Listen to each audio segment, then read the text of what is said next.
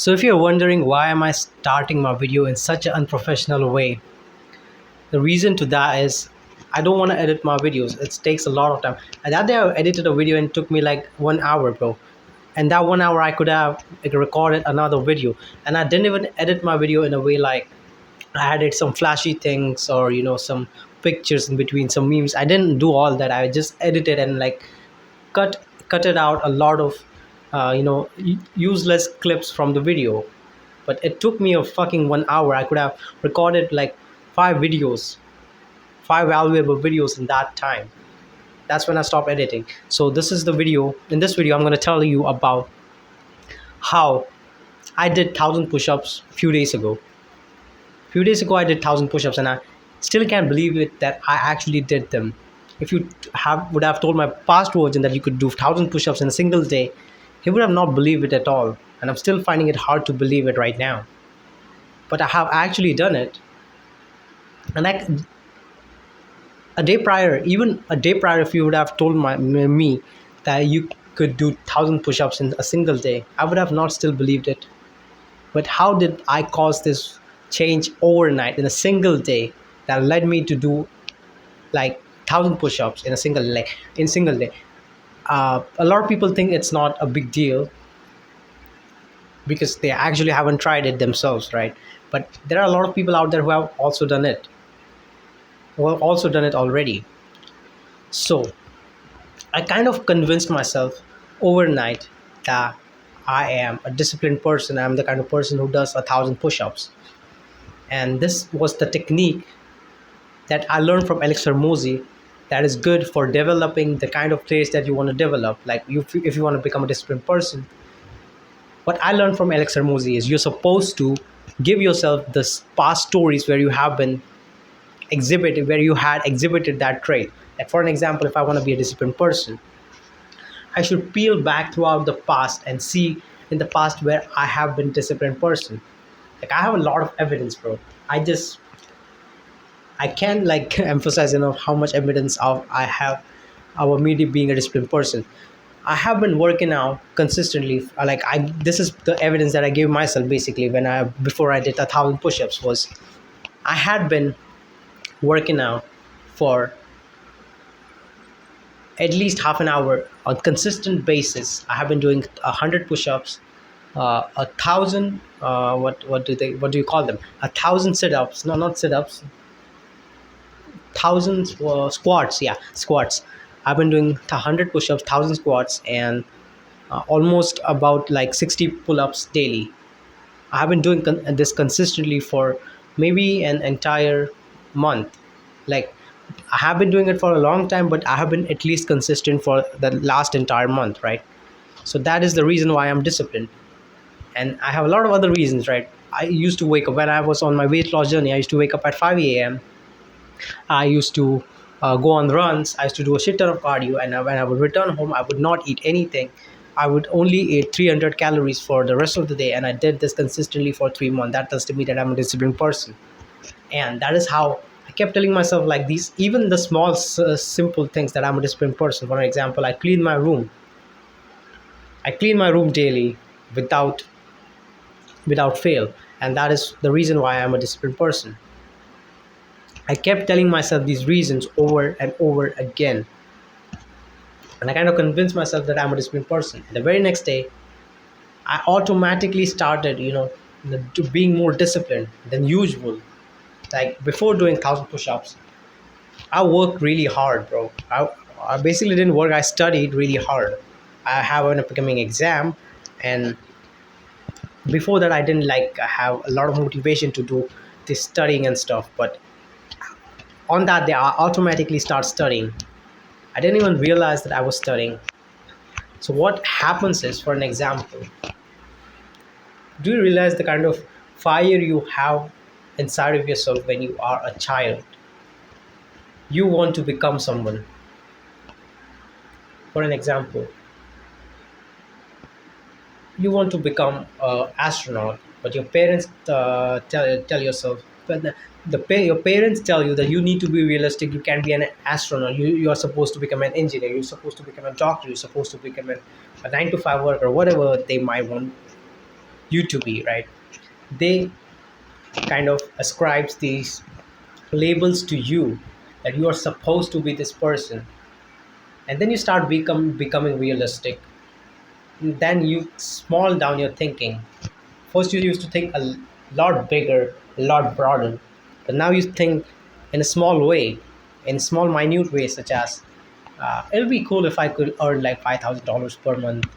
Um I need to be realistic because that's what my parents told me. And you keep saying these words into your brain, and you kind of become that realistic person who just does realistic things, who doesn't do the things which are out of the status quo. So it's not your fault that you are, like, for an example, if you are unproductive, it is because you tell yourself the story that you are an unproductive person. And this story was not created only by you, it was created by your parents, the authoritarian figure that you have, your friends, the kind of shows that you watch, that have brainwashed you and convinced you to tell yourself this ugly story of yourself. Like you go through Instagram and you see like a lot of people having this attractive body, good face, and now you see it yourself, and you think that you're ugly, and then you keep telling yourself this story that you are ugly, and that you then you start doing the habits that makes you ugly. That you'd be like, my hairs are not that attractive at all. Why should I care, bro? I'm not even attractive, so I won't comb my hairs.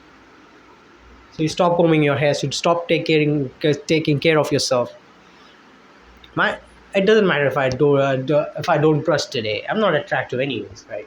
So if you keep telling yourself this story, like, this also affects your confidence. Like whenever you are faced with a girl, you'll be like, I'm not that attractive. There's no way I can talk to this girl, and you act inferior in front of her, and she doesn't, and she hates now she hates you even more. So that is the reason why you should keep telling yourself the story from the past of your success, or your good traits that you have exhibited in the past, rather than telling yourself this bad story of yourself that you are a certain way. For an example, a parent might have told you that you are an undisciplined person because you don't clean your room, and you keep telling yourself the story that you're an undisciplined person, then you exhibited that trait. For an example, uh, another example, let me give you. Your parents keep telling you that you are an introverted, shy person, or some other person tells you that you are this way, you're not confident. And because someone who is authoritarian figure, like, how do you say that word, but someone you're supposed to obey, when someone of that caliber tells you such things, you start believing them, because you'd be like, who else can I believe if I don't believe these people who I'm supposed to obey? So you start just telling yourself the story that you are not a disciplined person, you are this way, and you're not this way. But it affects you on a really big scale. You don't realize how much it affects you. Imagine this one thing. If I had kept telling myself, like, for an example, let me tell you this. Like, let me explain this clearly. Imagine if I had this belief inside of my mind that I cannot do 1,000 push-ups. Would I have done it? Obviously, no. There's no way I would have done this huge thing of doing 1,000 push-ups if I believed I couldn't. But I formed this belief by collecting the evidence from the past, where I have exhibited the kind of trait that is required to do 100 push-ups, 1,000 push-ups. And that is how I convinced myself that I am this way. And that belief created thoughts and feelings. Those thoughts and feelings created action. That action again created an evidence. That evidence created an argument and self story. And now I have a better story that I'd have done 1,000 push-ups and I'm even more disciplined. and that will create new thoughts and feelings, that will create new actions, that will create new evidence, and that will create new self story. And this will, my evidence will keep solidifying itself over and over again, and that is how I will grow. That is how a lot of people grow. They keep resolidifying the evidence that they have. And there are a few other things that I also learned from the successful people, which is you're supposed to imitate these people. For an example, imagine, no, don't imagine, just um, think about the people that you look up to. What are the words that they keep on saying when you watch their podcast, when you consume their content, when you read their books? For an example, Alex Hermosi keeps saying that you are supposed to separate the outcome from the actions that you do, or the sorry so yeah, that is what he says. Yeah, separate the outcomes from the actions that you do.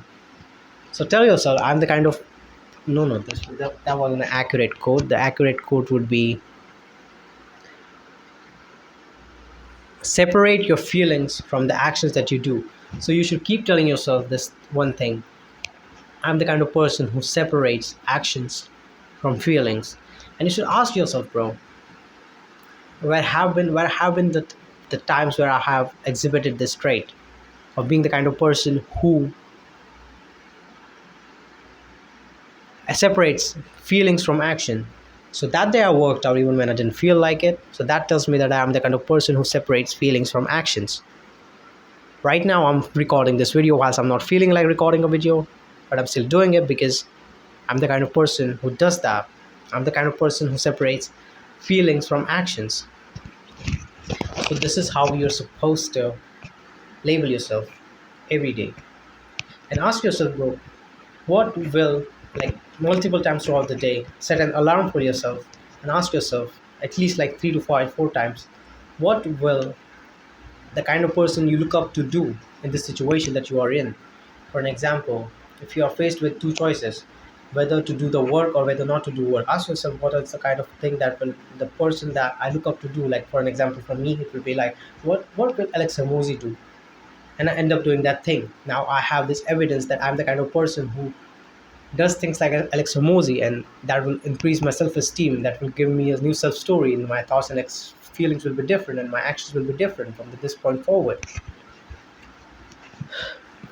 It's tiring to. My throat is hurting right now. It's tired. It really fucking knackers me out when I record these videos. But whatever, I'm still going to continue doing this because I'm a disciplined person. I keep telling this. I'm saying these words into my brain right now as I'm speaking to you.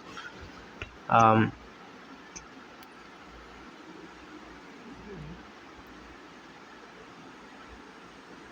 and there are a few last few things that I would want to mention. Like whenever you do not self compromise your self story. Whenever you are in the gym and you are about to hit like the 13th rep, and you feel really tired, you don't want to hit that 13th rep, and you just stop doing the exercise, you dropped out the dumbbell and continue on with your life. What will happen is, when the next time when you're faced with such kind of situation, you will make a wrong decision. Suppose you're faced with a suppose you're trying to cold approach, and there's this girl in front of you. No, leave this example. Suppose you are about to close a client that you want to close, and you remember this technique from this sales book that you read, but you are skeptical about using this technique because the thing that you did in the gym, you dropped down the weight when you are about to hit the failure. You didn't reach your failure. So now that story will affect you in this situation. There will be an evidence in front of you as you're about to use this sales tactic on your client. This story will disturb you. It will tell you that you are a loser, you're not, so you do not go till failure. You don't want to face failure, and you'll be like, I'm the kind of person who is afraid of failure. So you're afraid about, what if I fail if I use this technique on my client and you don't use the sense technique, and now you have really solidified this evidence for yourself that you are the kind of person who does not prefer or likes failing. And you know, right, the more times you fail, the faster you'll succeed. The faster you fail, the faster you'll succeed. That's the accurate quote. And yeah, that's all for today. Maybe let me mention another last thing, which is to do like this is similar to those thing I mentioned just now, which is to do things like set higher standards for yourself, like the seemingly small things that you do, keeping your desk organized, then